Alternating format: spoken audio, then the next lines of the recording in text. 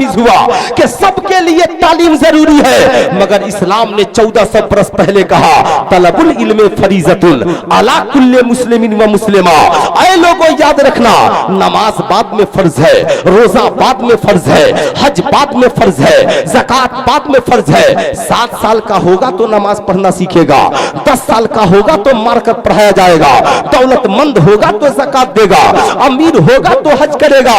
मगर बात जब तालीम की आई तो इस्लाम ने कहा पैदा होगा मुसलमानों की गोद में तो उतलबुल इल्म मिनल महद इलल लहद, मां की गोद से लेकर कब्र की मंजिल तक तालीम हासिल करना हर मुसलमान मर्द पे भी फर्ज होगा और हर औरत पे भी तालीम हासिल करना फर्ज। सुभान अल्लाह, सुभान अल्लाह। बेशक जिस इस्लाम ने इतना बड़ा पैगाम दिया हो, तालीम हासिल करना जिस मजहब में फर्ज हो, वो कौम भूल गई कि तालीम किसे कहते हैं। इसलिए जरा दोनों हाथों को उठाकर बताइए, तालीम हासिल करना फर्ज है। जरा जोर से बोलिए, तालीम हासिल करना। जरा जोर से बोलिए, तालीम हासिल करना।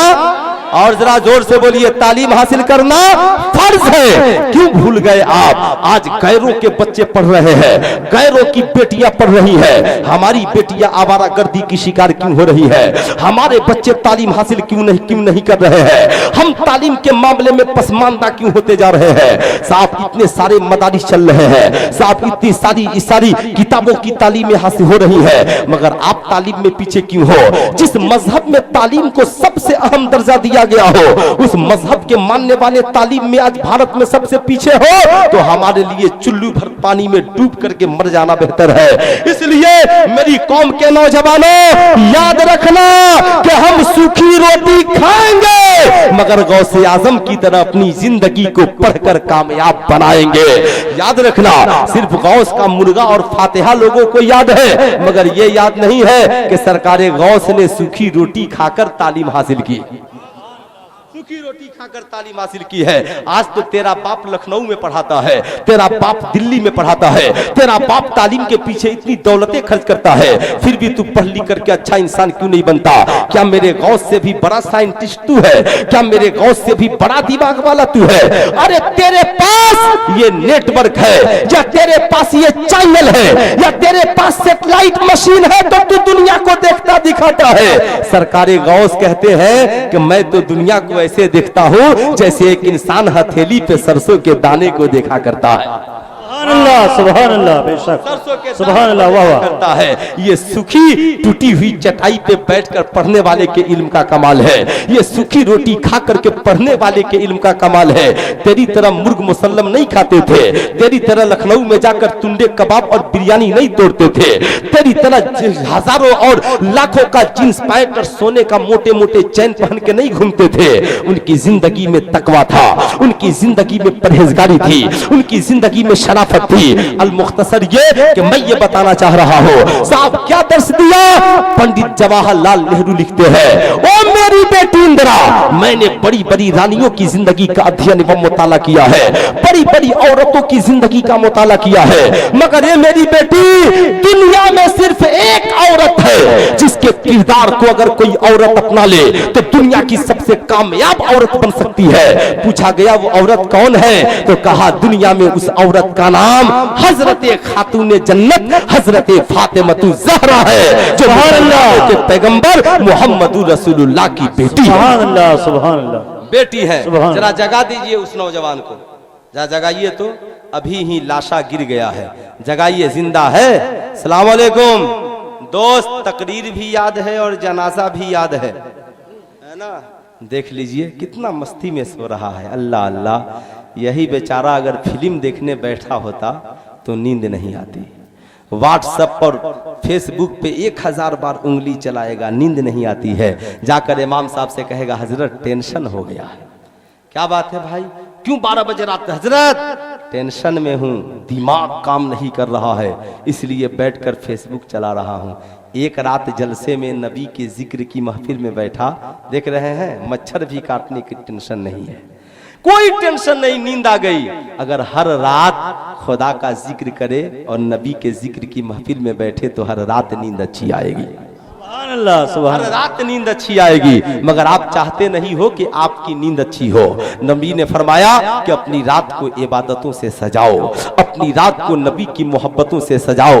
बिजनेस अपनी जगह है, तिजारत करो, जब आओ तो अपनी जिंदगी को कुरान की तिलावत से सजाओ। कसम खुदा की तेरी जिंदगी में इनकलाब ही इनकलाब होगा। जरा दोनों हाथों को उठाकर बोल दीजिए या रसूल अल्लाह, और जरा प्यार से बोल दीजिए या हबीब अल्लाह। या हबीब अल्लाह। माइक वाले भाई, मैं मतलब माजूर हूँ, आप मुझसे नाराज तो नहीं है?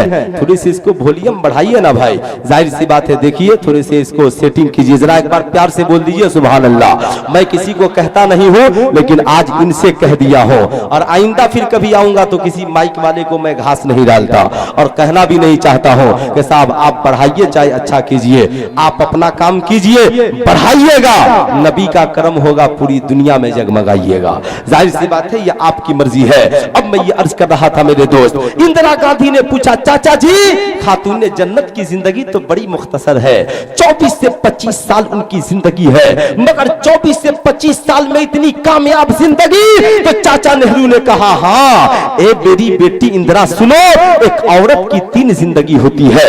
औरत सबसे पहले किसी की बेटी पैदा होती है, बेटी के बाद किसी की बीवी बनती है, बीवी के बाद किसी की माँ बनती है। मेरी बेटी इंदिरा, हमने बेटियां बहुत देखी है, मगर मोहम्मदुर रसूलुल्लाह की बेटी से अच्छी किसी की बेटी नहीं देखी है। हमने बीवियां बहुत देखी है, मगर अली शेरे खुदा की बीवी से अच्छी किसी की बीवी नहीं देखी है। और हमने माँ बहुत देखी है, मगर हसनैन की अम्मी जान से अच्छी किसी की माँ नहीं देखी।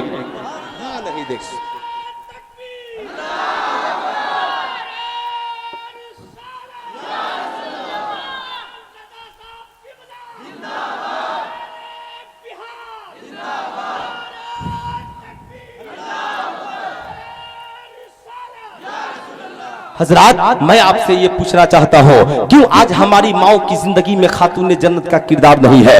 क्या आज हमारी बेटियों की जिंदगी में क्यों खातून जन्नत का किरदार नहीं है? आज हमारी कौम की माओ और बहनों की जिंदगी में क्यों खातून जन्नत का किरदार नहीं है? अब जरा गौर से सुनिएगा साहब, आज से 1400 बरस पहले आमिना के लाल ने कहा था और जमाने को पैगाम दिया था। अरे लोगों याद रखना, पैगाम दिया आमिना के लाल ने, कहा कि ये क्या तुम चाहते हो कि तुम्हारा समाज अच्छा हो, तुम्हारा माशरा अच्छा हो, तुम्हारी सोसाइटी अच्छी हो, तुम्हारी आने वाली नस्लें अच्छी हो? लोगों ने कहा, हाँ या रसूल अल्लाह, हम तो चाहते हैं हमारी औलादें अच्छी हो जाए, हमारा समाज अच्छा हो जाए, हमारा माशरा अच्छा हो जाए, हमारी सोसाइटी अच्छी हो जाए। तो नबी ने मुस्कुरा कर कहा, औरतों को अच्छा बनाओ, औरतें अच्छी हो जाएंगी तो तुम्हारा समाज और माशरा भी अच्छा हो जाएगा, माशाअल्लाह, अच्छा हो जाएगा।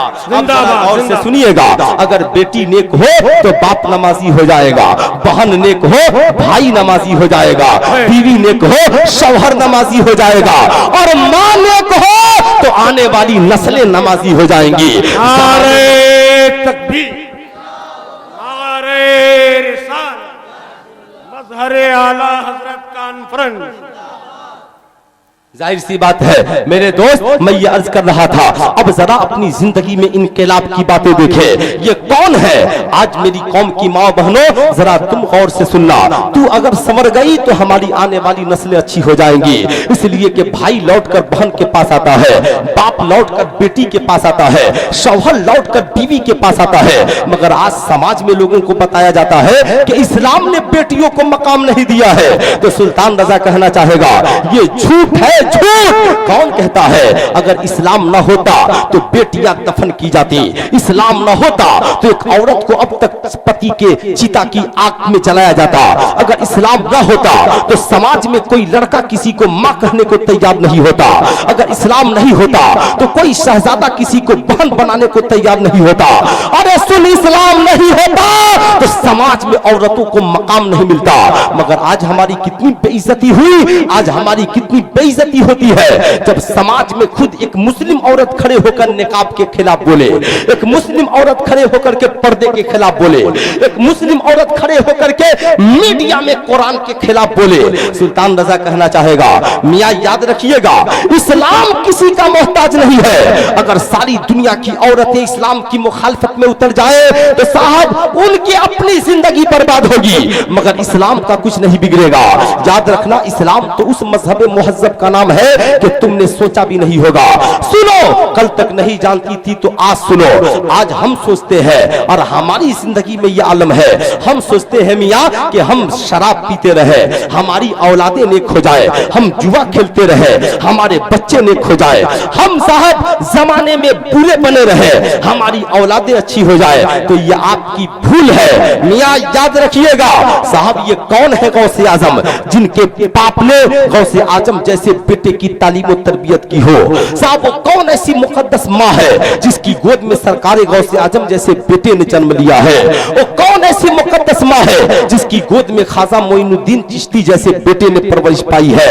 वो कौन ऐसी मुकद्दस माँ है जिसकी गोद में आला हज़रत से अज़ीमुश्शान मुफक्किर और मुजद्दिद ने जन्म लिया हो और जिसकी गोद में तालीम और तरबियत हासिल की हो? वो कौन ऐसी अज़ीमुश्शान माँ है जिसकी गोद में मखदूम सिमना कछचवी जैसी जात ने जन्म लिया हो? ए मेरी कौम के दयालु लोगों, सिर्फ बुजुर्गों के आस्थाने पे जाते हो, कभी बुजुर्गों के किरदार और कैरेक्टर को पढ़ो, तब जाकर के तेरी जिंदगी में इनकलाब आएगा।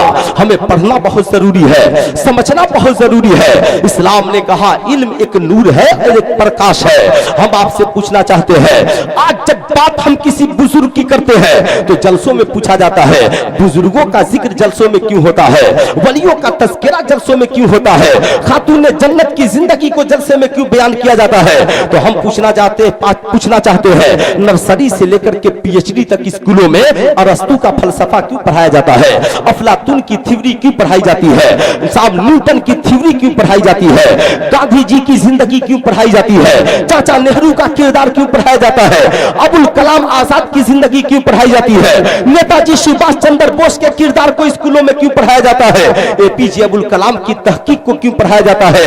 आप कहोगे मौलाना इसलिए ताकि बच्चे जब पढ़ेंगे तो मुल्क के वफादार बनेंगे। तो सुल्तान रजा कहना चाहेगा पढ़ना है तो सबसे पहले उस नबी की जिंदगी क्यों नहीं पढ़ते जिन्हें पढ़ने के बाद सच्चाई तेरे कदमों में आ जाएगी, ईमानदारी तेरी जिंदगी में आ जाएगी, खुदा की बंदगी तेरी जिंदगी में आ जाएगी। इसलिए मैं कहना चाहूंगा नबी के किरदार को पढ़िए, खातून जन्नत की जिंदगी को पढ़िए, गौसे आजम के किरदार को पढ़िए। आज पढ़ने की जरूरत है। आइए मैं आपको बताना चाहूंगा वो कौन है गौसे आजम के बाप साहब जो दरिया के किनारे टहल रहे हैं, 7 दिन से भूखे प्यासे हैं, एक सेब को देख लिया है, सेब पे नजर पड़ी, 7 दिन के भूखे प्यासे थे, सेब को उठाया है खा लिया है, मगर खाने के बाद ईमानदारी को देखिएगा। वाकया सुनाना मकसद नहीं है, बताना जो मैं चाहता हूं वो सुनिएगा।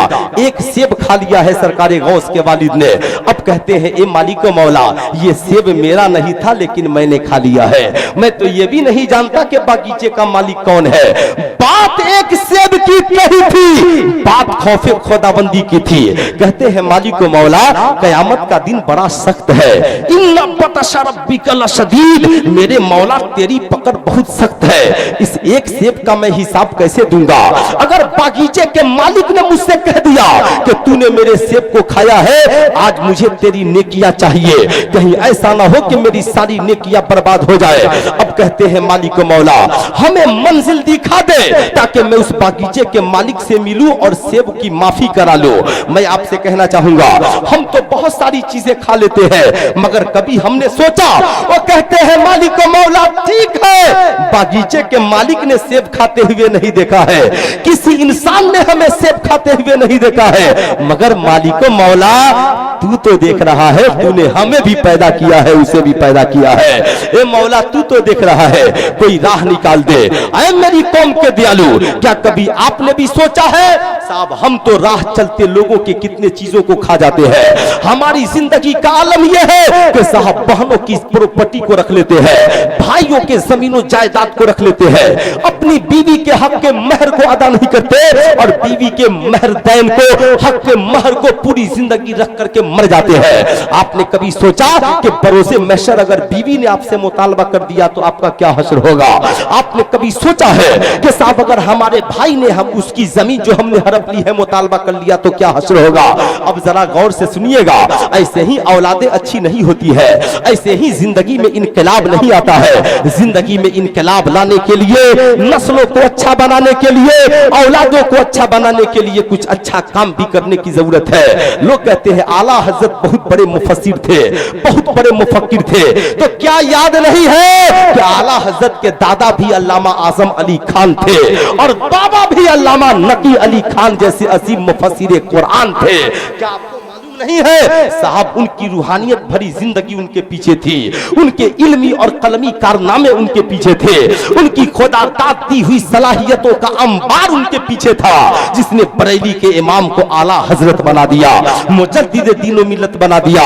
मगर वो भी उस गौस के सैदाई है जिस गौस के बाप का किरदार ये है। साहब पहुंच जाते हैं दरिया के किनारे, चलते चलते उस बागीचे के करीब, बागीचे के अंदर जाते हैं, देखते हैं बागीचे में एक अल्लाह वाला बैठा है। करीब गए, जाकर सलाम किया, सलाम करके पूछते हैं जवाब मिलने के बाद, हुजूर ये बागीचा आपका है? कहा हाँ मेरा है। बागीचे में ये दरख्त लगे हैं? कहा मेरे हैं। कहा इसमें टहनियां है? मेरे हैं। कहा कि इसमें डालियों में सेब है? कहा मेरे हैं। कहा कि कुछ डालियां दरिया में भी है? कहा है। कहा उसमें भी सेब लगे हैं? कहा लगे हैं। कहा सेब गिर जाते होंगे? कहा गिर जाते हैं। कहा लोग खा लेते होंगे? कहा खा लेते हैं। कहा हुजूर मैंने भी एक खा लिया है, मैंने भी एक खा लिया है। अल्लाह अल्लाह, लबों पे मुस्कुराहट जारी हो गई। कहा तुमने एक खा लिया है? कहा हाँ हुजूर मैं इसलिए आया हूं कि आप चाहे तो माफ कर दे और चाहे तो इसका बदला ले ले। अल्लाह वाले मुस्कुराए, दिल में कहा सेब तो बहुत गिरे थे, खाने वाले बहुत खाए थे, पहला कोई है जो आज माफी मांगने के लिए आ गया। पहला कोई है जो आज माफी मांगने के लिए आ गया है। आज तो साहब अभी देखिएगा आम का मौसम आएगा, थोड़ी सी हवा चली, साहब बागीचे के मालिक के घर पहुंचे या न पहुंचे, मोहल्ले वालों के घर में आम के अचार पड़ जाते हैं। जाहिर सी बात है। अब जरा गौर से सुनिएगा, लोग कहते हैं नमाज में लज्जत नहीं मिलती, जब उस अचार को खाकर जिंदगी गुजारिएगा जो माले लुकता था तो नमाज में लज्जत कहां से मिलेगी, जिंदगी में चाशनी कहां से आएगी। अब जरा गौर से सुनिएगा साहब, रास्ते में गाड़ी चल रही हो, एनएच पे आपने देखा होगा, हमने एक बार देखा कि साहब एक ट्रक के गाड़ी पलट गई और उस पे ऊख लदे हुए थे, गन्ना लदे हुए थे, जब गिरे तो लोग उठा के घर की तरफ लेके चल पड़े। सुल्तान रजा पूछना चाहेगा वो माल किसी और का था? जरा नारा लगाइए, हमारी जमात के अजीम खतीब आ रहे हैं। नारे तकबीर, नारे रिसालत, नारे रिसालत, बस्ती बस्ती करिया करिया, बस्ती बस्ती करिया करिया, इल्म का दरिया, फौज का दरिया, नारे तकबीर, नारे रिसालत। माशाअल्लाह, बैठ जाइए। अरे कुछ लोग गनीमत समझ के जाने लगे, क्या बात है, बैठिए बैठिए बैठिए, अरे जल्दी से बैठ जाइए। मैं जानता तो आप लोगों को खड़ा भी नहीं कराता कि इतना नाराज हो जाइएगा।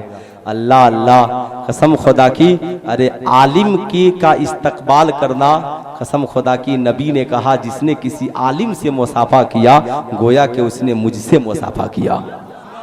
आपने किसी आलिम की ताजीम की। हम लोग आलिम की ताजीम से क्यों घबराते हैं? इसलिए कि हम अपने बाप की ताजीम नहीं करते हैं, बाप की ताजीम नहीं करते। हजरत आयशा सिद्दीका से किसी ने पूछा, बात आ गई तो सुन लीजिए जरा प्यार से, एक बार आप लोग बोल दीजिए या रसूल अल्लाह, और जरा पीछे वाले भी हाथों को उठाकर बोलिए या रसूल अल्लाह। मेरी माँ बहनों तुम भी सुनो जरा गौर से, इसलिए कि तुम चाहो तो अपने बेटों को बाप का वफादार बना सकती हो। सारा मामला तो उन्हीं के हाथ में हजरत, सारी पर्सनालिटी उनके पास है। अगर वो चाह दे तो जिंदगी में इनकलाब आ जाए। कहा हजरत आयशा सिद्दीका से किसी ने पूछा कि नबी से सबसे ज्यादा किसका किरदार मिलता? नबी के किरदार से सबसे ज्यादा किसका किरदार मिलता है? तो हजरत आयशा ने ये नहीं कहा कि अबू बकर का मिलता, ये नहीं कहा कि हजरत अली का मिलता है, कहती हैं सबसे ज्यादा हजरत फातिमा का मिलता है, हजरत फातिमा का मिलता है। अब जरा गौर से सुनिएगा हजरत फातिमा का किरदार क्या था। जब सैयदा के अब्बू जान घर तशरीफ लाते तो हजरत फातिमा इस्तकबाल के लिए खड़ी हो जाती। और जरा जोर से बोलिए ना सुभान अल्लाह। आपकी माँ आती है तो आप इस्तकबाल के लिए खड़े होते हैं? साहब आज तक कहीं पढ़ाया गया? पीर साहब आए तो अरे बोलिए ना भाई, जरा जोर से चाहिए कुछ बोलिए ना। क्या करते हैं पीर साहब आते हैं तो खड़े हो जाते हैं, अब्बा आते हैं तो बैठे रहते हैं। याद रखिए साहब, सबसे बड़े पीर हमारे लिए घर में हमारी माँ है और हमारा बाप है।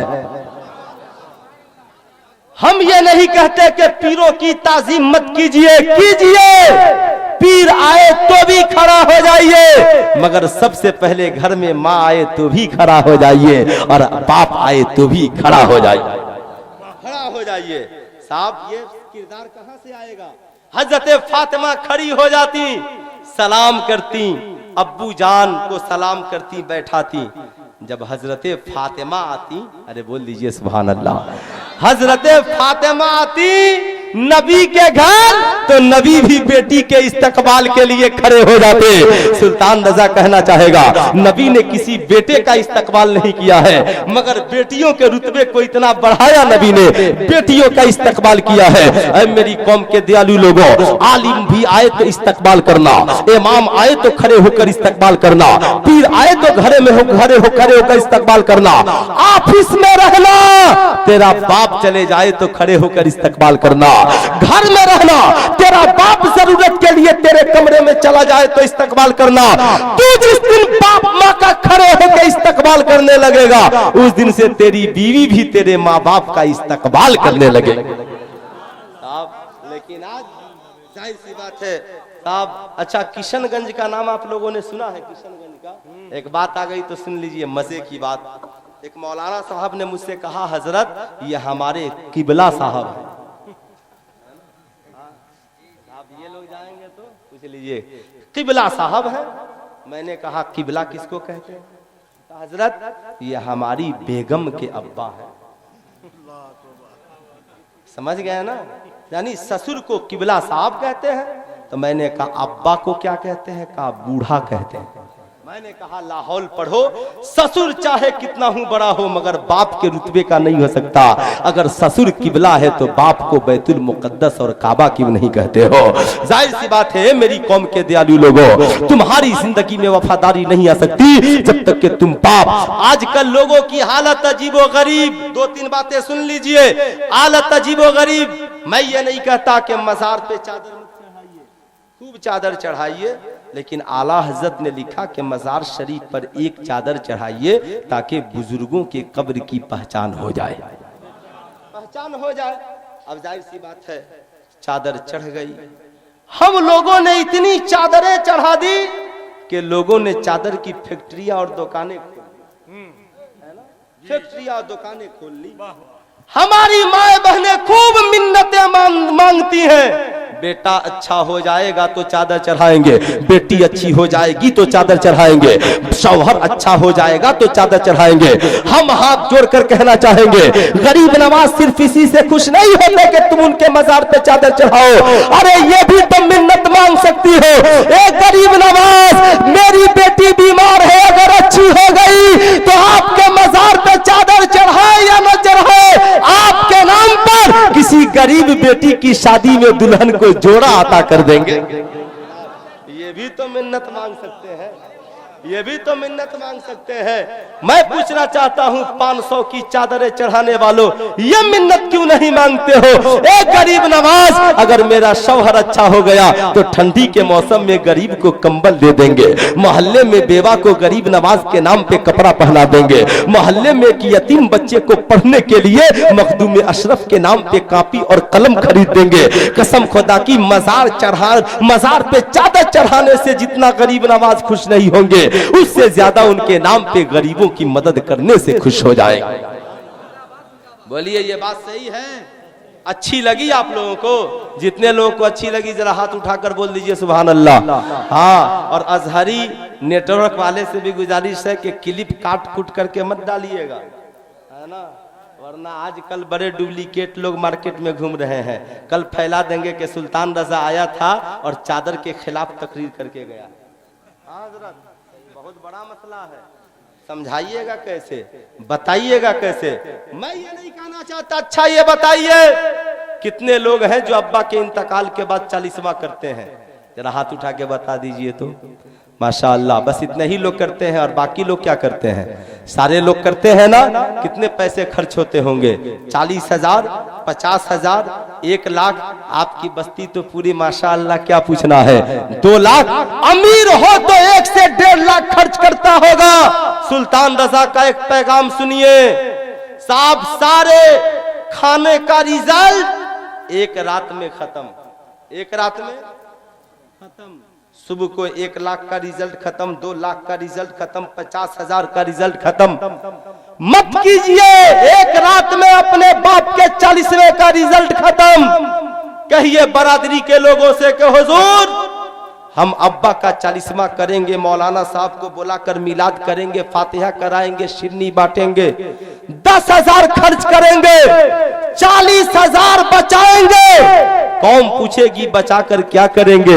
कहना कि हम मदरसे में जाएंगे, जाकर मदरसे के प्रिंसिपल साहब से कहेंगे हुजूर हमारी माँ के नाम पर और बाप के नाम पर ये 40,000 रुपए लीजिए और एक बच्चे को मदरसे में पढ़ाकर हाफिजे कुरान बना दीजिए। कसम खुदा की जब तक ये दुनिया बाकी रहेगी तब तक हाफिजे कुरान तिलावत करता रहेगा, तेरे माँ बाप को इसका सवाब मिलता रहेगा। सुभान अल्लाह, सुभान अल्लाह। ईमानदारी से सोचिएगा साहब, अब ये 1 रात में रिजल्ट खत्म होने वाला नहीं है। वो दूसरे को बनाएगा, वो तीसरे को बनाएगा, वो चौथे को बनाएगा, वो 5वें को बनाएगा, वो 6ठे को बनाएगा। जो नहीं बनाना चाहता है वो उठ के अभी चला जाएगा। हम कर भी क्या सकते हैं? अब जरा और सुनिए थोड़ी सी मेरी बात साहब। चलिए ये भी नहीं कर सकते तो मोहल्ले में कोई बेवा औरत देखिए, ऐसी बेवा औरत जिसके पास शौहर नहीं है, जिसके पास बेटा नहीं है, जिसके पास बेटी नहीं है, रहने के लिए मकान नहीं है, खाने के लिए इंतजाम नहीं है।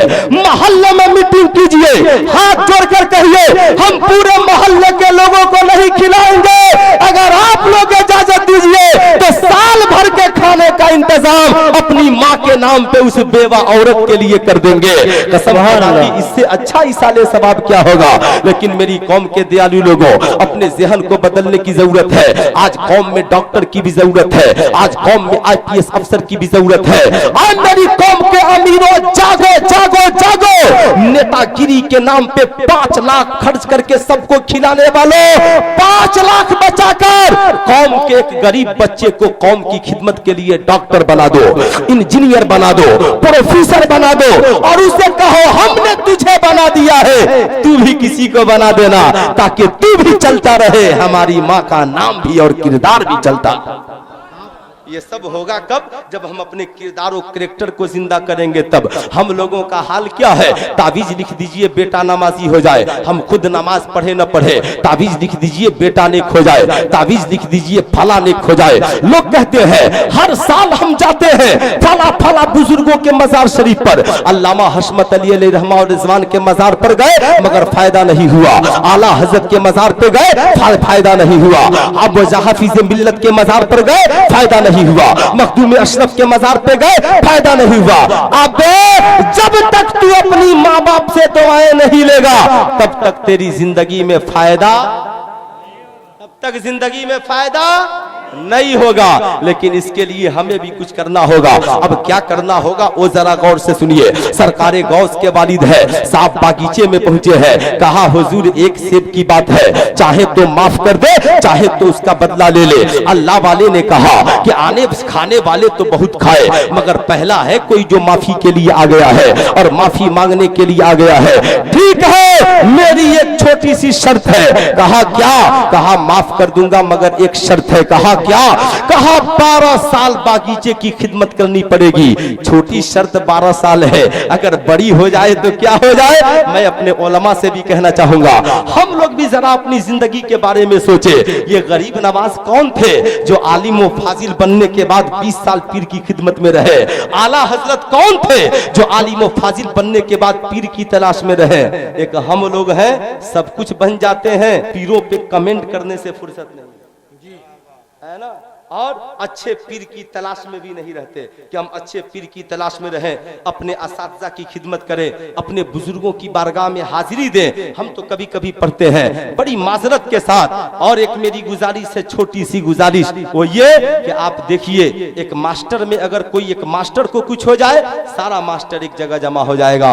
एक डॉक्टर को कुछ हो, सारे डॉक्टर एक जगह जमा हो जाएंगे। तो हम अपनी बरादरी के लोगों से कहेंगे, अगर आपको भी कुछ हो जाए तो आप भी एक जगह मुत्तहिद होकर उसका हल निकालिए, न कि सोशल मीडिया और व्हाट्सएप फेसबुक पे किसी की धज्जियां उड़ाइए। साहब ये ज़मीर के भी खिलाफ है और मजाजे और मसलके आला हजरत के भी खिलाफ है। इसलिए मेरे दोस्त, जाहिर सी बात है, इन बातों का ख्याल होना चाहिए। मैं ये अर्ज कर रहा था, जाहिर सी बात है, अब ज्यादा गुस्साइएगा तो क्या कीजिएगा, है ना, ज्यादा गुस्साइएगा, लोग आजकल गुस्सा भी हो जाते हैं ना। तो मैं कहूंगा गुस्सा होने की जरूरत नहीं है, नफरत की दुकान को बंद कीजिए, मोहब्बत की दुकान को खोलिए, खोल करके प्यार का पैगाम दीजिए। वो पैगाम जो मेरे आला हजरत ने दिया था, वो पैगाम जो बरेली शरीफ में ताजुश शरिया ने दिया था, वो पैगाम जो मजहर आला हजरत सरकार मुफ्ती आज़म हिंद ने दिया था। जाहिर सी बात है मेरी कौम के दयालु लोगों, जिंदगी में इनकलाब लाओ। सरकार गौस के वालिद है, कहते हैं जहन्नम की आग बहुत सख्त है, जहन्नम की आग में जलने से बेहतर है कि 12 साल बागीचे की खिदमत कर ली जाए। 12 साल बागीचे की खिदमत के लिए ठहर जाते हैं, किस चीज के बदले में? एक सेब खाया था, 12 साल ठहर गए। हमने तो करोड़ों की जमीन हड़प ली है, कोई टेंशन नहीं है। पड़ोसी का माल खा लिया है, कोई टेंशन नहीं है। दूसरों को गालियां दी है, कोई टेंशन नहीं है। बीवी के जेवरात को जबरदस्ती रख लिया है, कोई टेंशन नहीं है। बच्चों के हुकूक को गसब कर लिया है, कोई टेंशन नहीं है। इमाम की तनख्वाह को रख लिया है, कोई टेंशन नहीं है।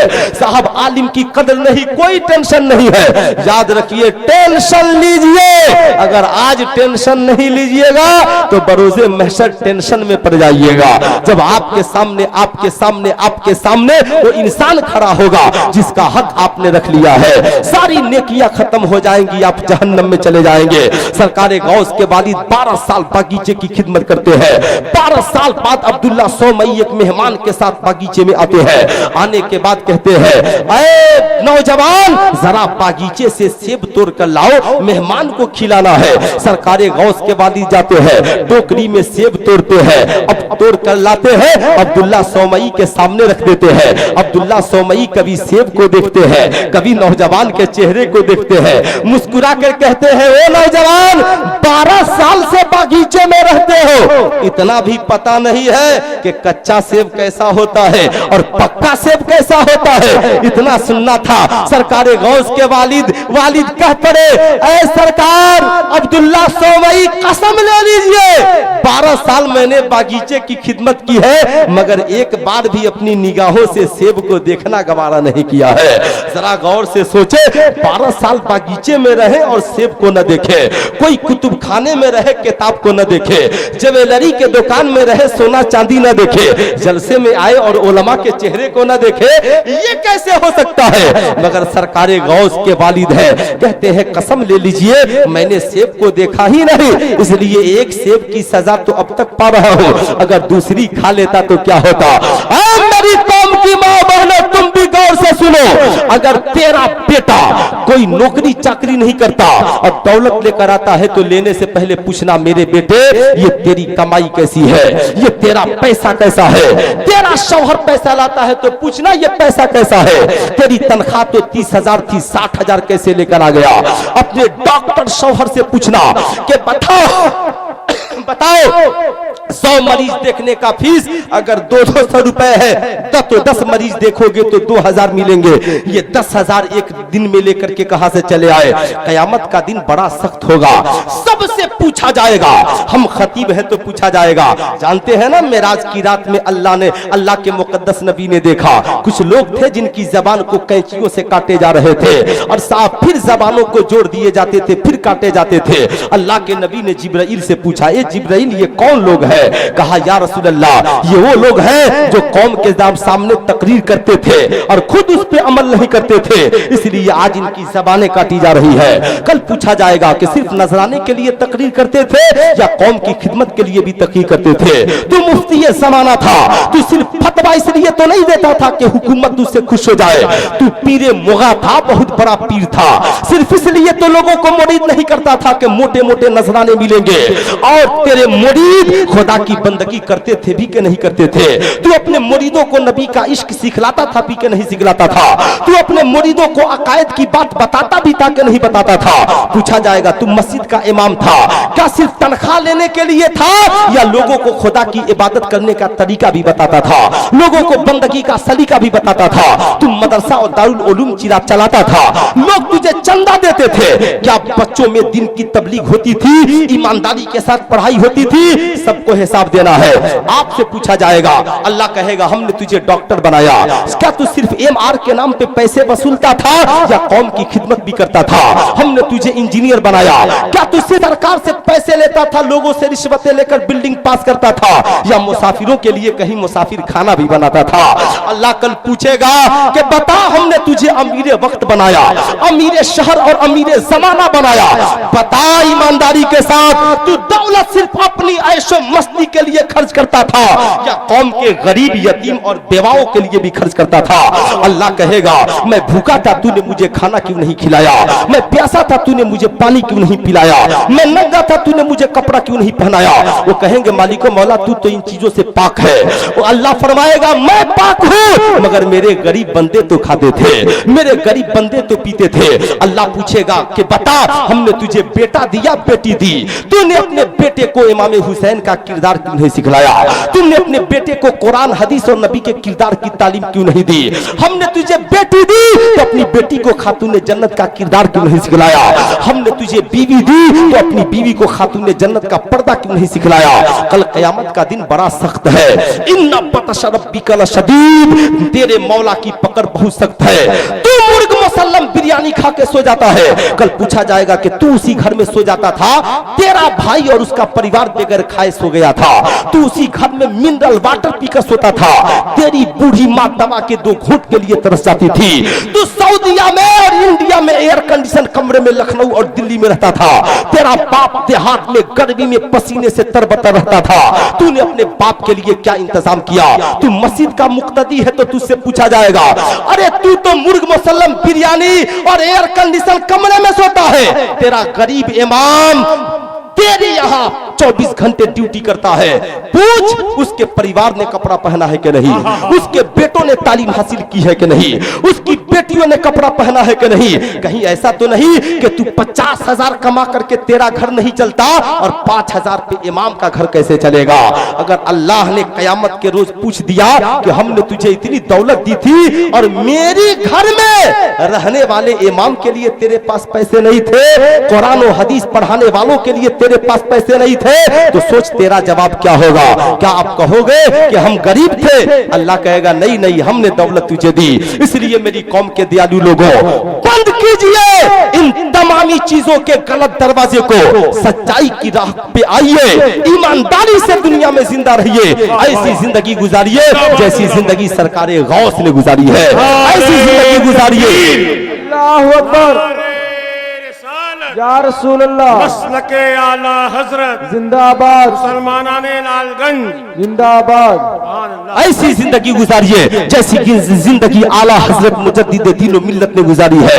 अब साहब सरकारे गौस के वालिद है, मुस्कुरा कर कहते हैं हुजूर 12 साल बागीचे में खिदमत की मगर सेब की तरफ नहीं देखा। सरकारे गौस के वालिद मुस्कुरा पड़े। अब्दुल्ला सौमी कहते हैं तो एक शर्त और बढ़ गई। कहा क्या? दूसरी शर्त क्या है? कहा ये ये शर्त ये है, मेरी एक बेटी है, अंधी है, बहरी है, गूंगी है, लूली है, आपको उससे शादी करनी पड़ेगी। मैं आपसे पूछना चाहता हूं कि आज का कोई नौजवान अंधी से शादी करेगा? कि आज का कोई नौजवान गूंगी से शादी करेगा? कि आज का कोई नौजवान बहरी से शादी करेगा? अच्छा, तो नाम बताइए भाई। नारे तकबीर, माशाअल्लाह माशाअल्लाह। या रसूल अल्लाह, जिंदाबाद जिंदाबाद माशाअल्लाह माशाअल्लाह। बस जिंदाबाद माशाअल्लाह माशाअल्लाह। आखिरी बात सुने माशाअल्लाह। पीरे तरीकत रहबरे राह शरीयत हजरत अल्लामा मौलाना कारी मिराज साहब किबला दामत बरकातहुल आलिया वल कुसिया की तशरीफ आवरी होगी। बैठ जाइए, बस आखिरी बात सुनिए, फिर सुल्तान रजा अपने मौजू को खत्म करता है, फिर कभी आया तो गुफ्तगू होगी। आप भी सुनिए मेरी माँ बहनों, तुम भी जरा गौर से सुनो।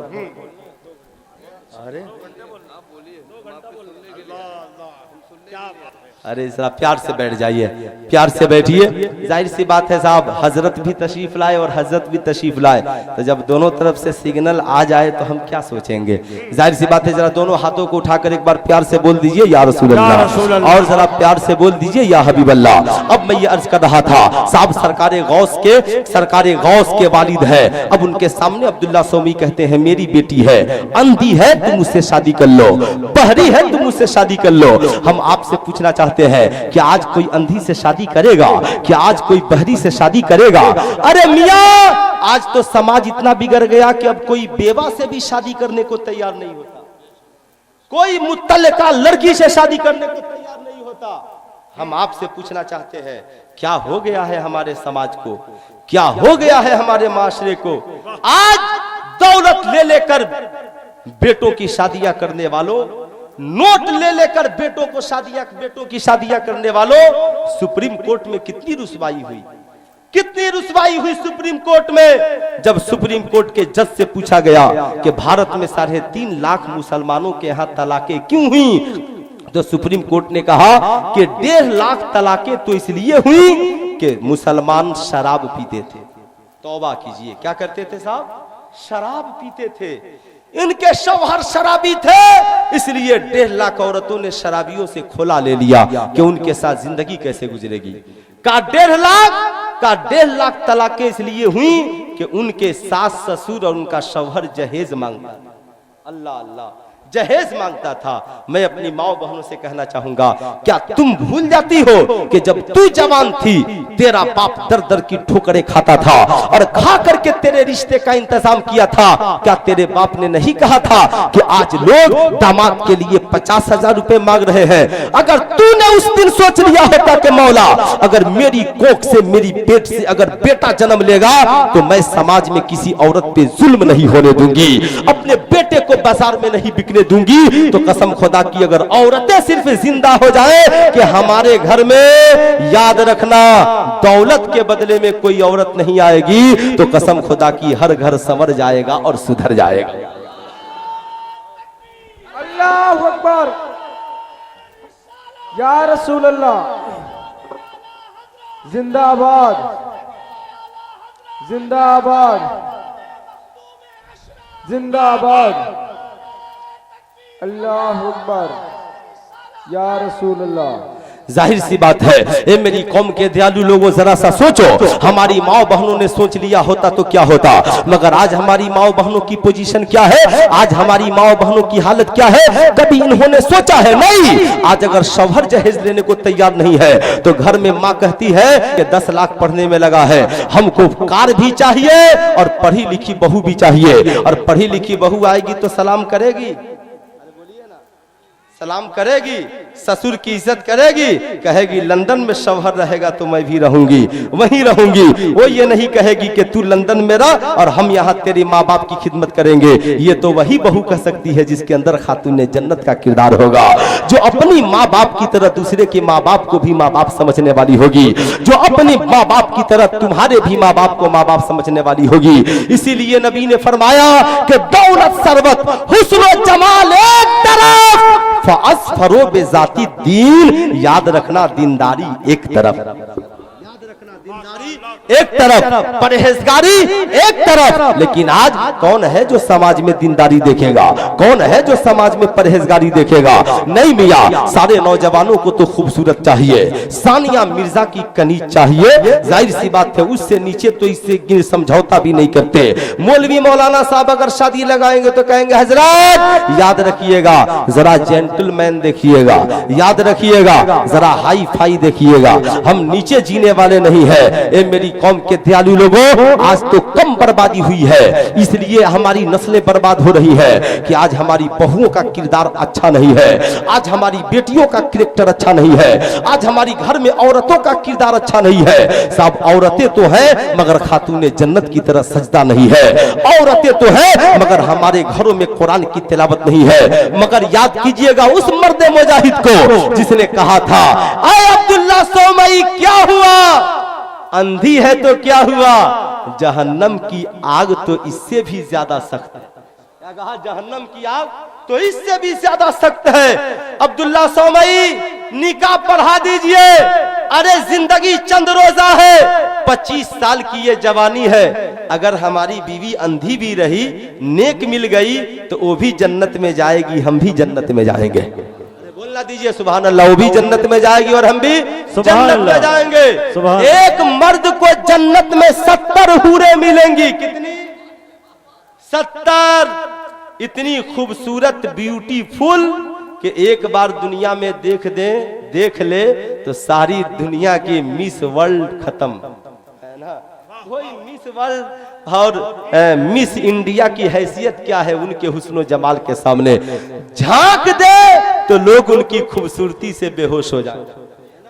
जाहिद भाई आप मुस्कुरा दीजिए एक बार, माशाअल्लाह, ये मुस्कुराते हैं तो बहुत अच्छा लगता है। मगर मेरी कौम की माँ बहनों, तुम टेंशन मत लो, अगर तुम भी नेकी करके जन्नत में चली गई तो तेरी बीवी काली ही क्यों न हो, कलौटी ही क्यों न हो, अंधी ही क्यों न हो, वो उन हूरों से भी ज्यादा खूबसूरत हो जाएगा, उन हूरों से भी ज्यादा खूबसूरत हो जाएगी और उन हूरों की मलिका और सरदार हो जाएगी, मलिका और सरदार हो जाएगी। अब मैं कहना चाहूंगा मियाँ, ये ख्याल था हजरत सरकारे गौस के वालिद का, कहा अब्दुल्ला सोमई से निकाह पढ़ा दीजिए। अब्दुल्ला सोमई ने निकाह पढ़ा दिया। सरकारे गौस के वालिद जब पहुंचे कमरे के अंदर, क्या देखते हैं? एक हसीनो जमील दोशेजा खातून अंदर तशरीफ फरमा है, जिनके चेहरे से नूर के फव्वारे निकल रहे हैं, कमरा मनव्वर है।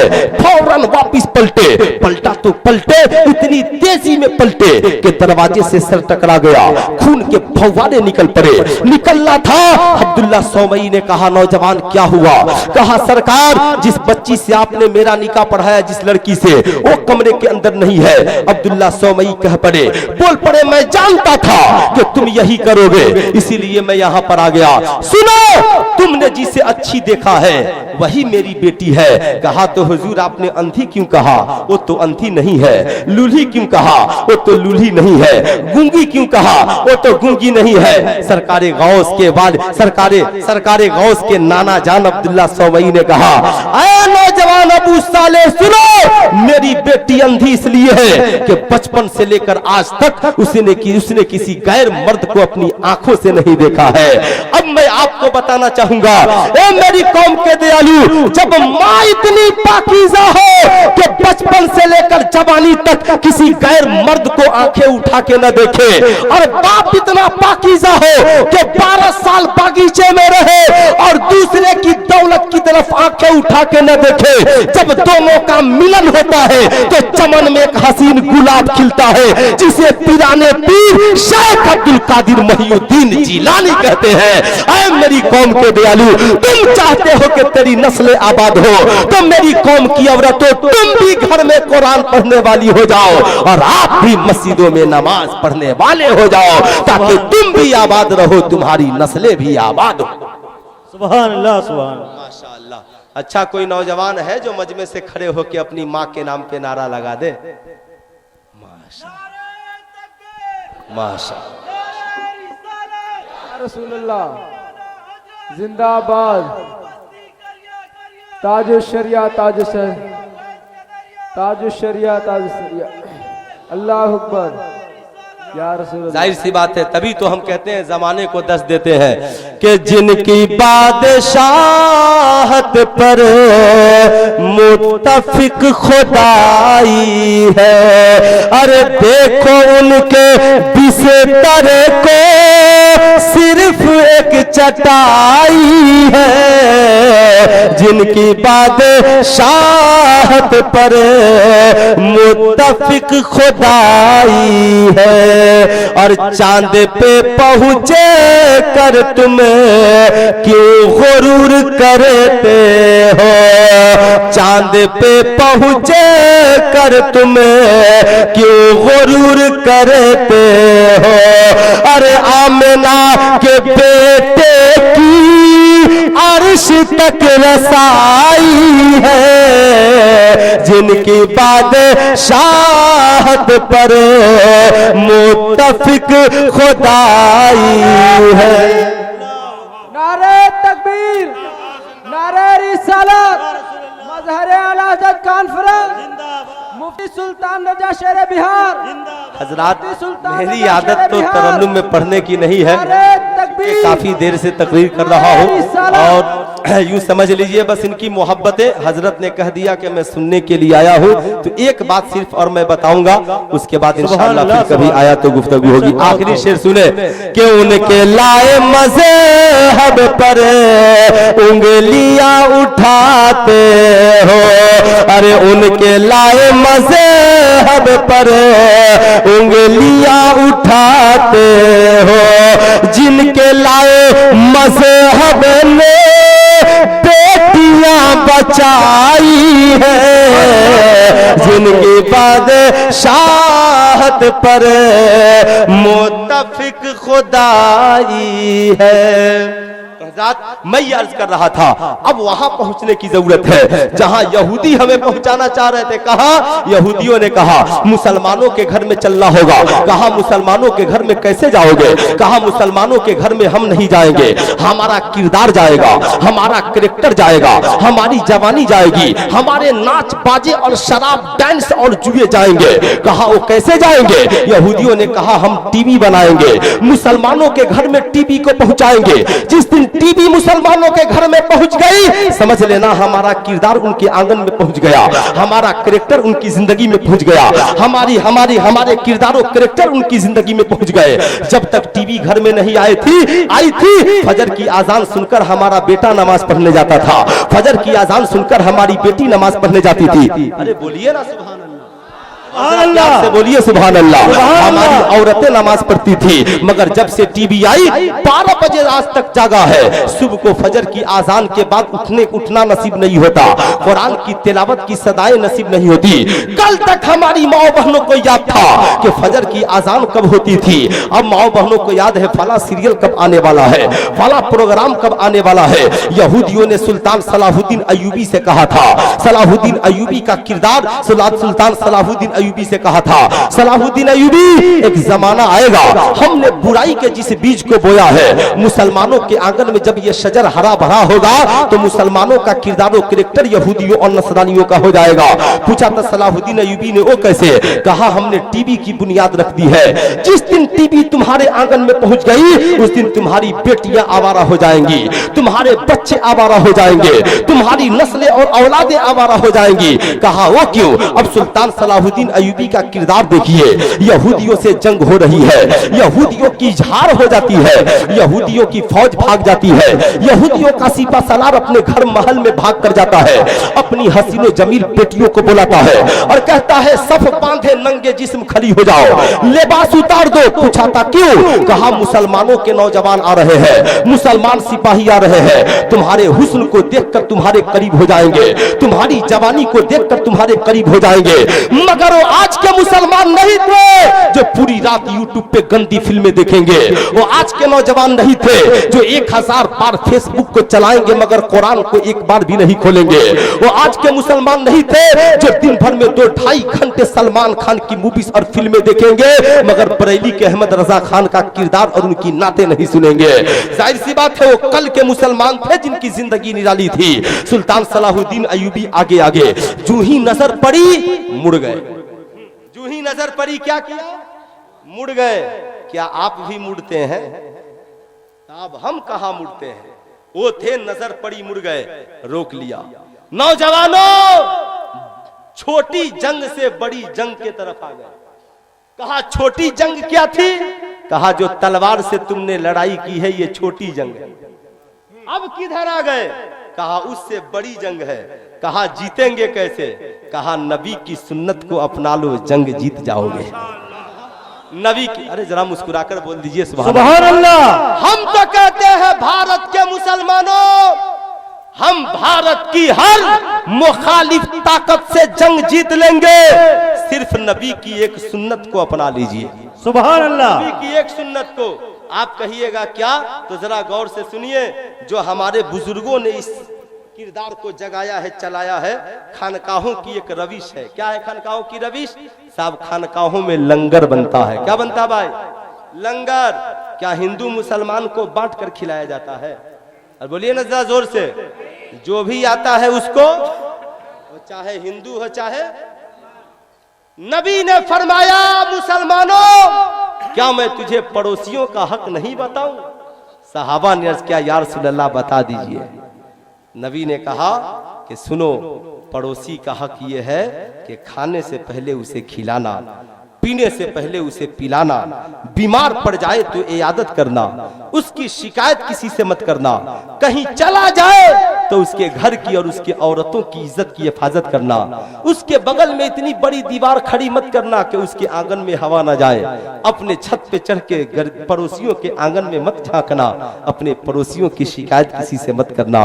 साहबा अर्ज करते हैं, या रसूल अल्लाह पड़ोसी कौन है? नबी कहते हैं 40 घर आगे पीछे दाएं बाएं सब तेरे पड़ोसी हैं। अर्ज करते हैं, या रसूल अल्लाह क्या सिर्फ कलमा पढ़ने वाले? नबी कहते हैं नहीं, चाहे हिंदू हो या मुसलमान, क्रिश्चियन हो या ईसाई, वो तुम्हारा पड़ोसी है।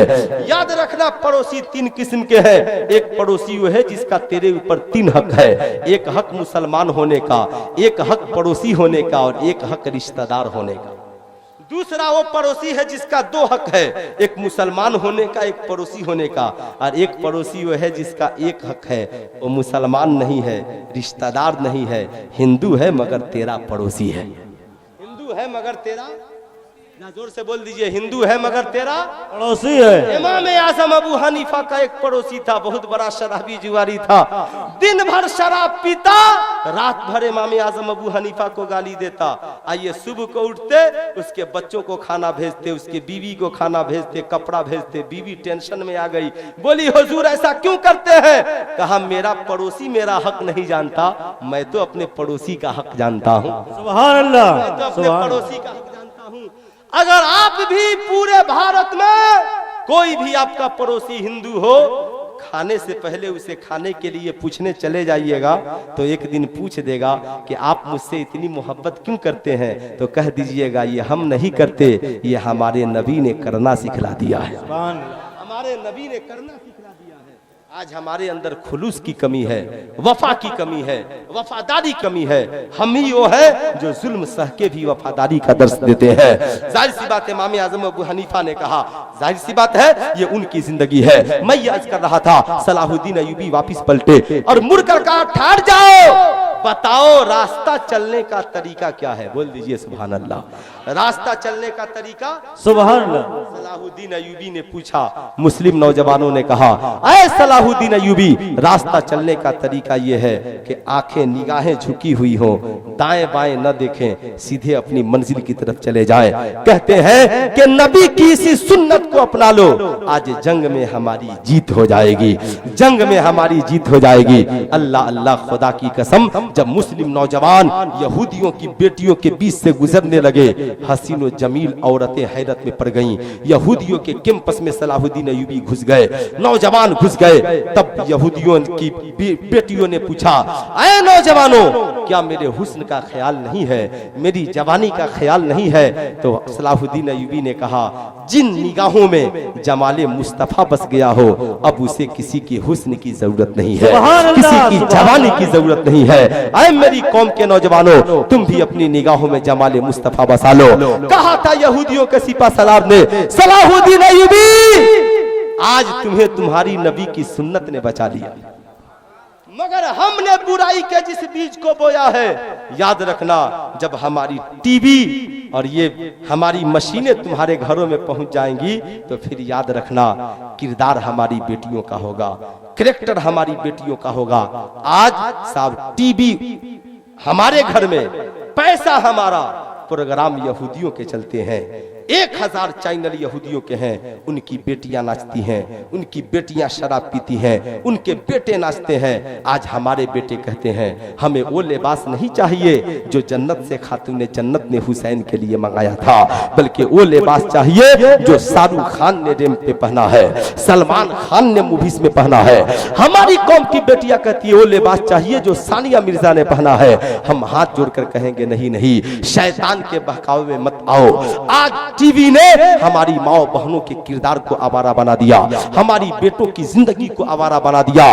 करम है बरेली के उस इमाम अहमद रजा खान का जिन्होंने आज से 100 बरस पहले बरेली की चटाई पे बैठकर फतवा दिया, ऐ लोगों टीवी देखना कल भी हराम था, आज भी हराम है, हमेशा हराम रहेगा, कभी भूले से टीवी को घर में मत लाना।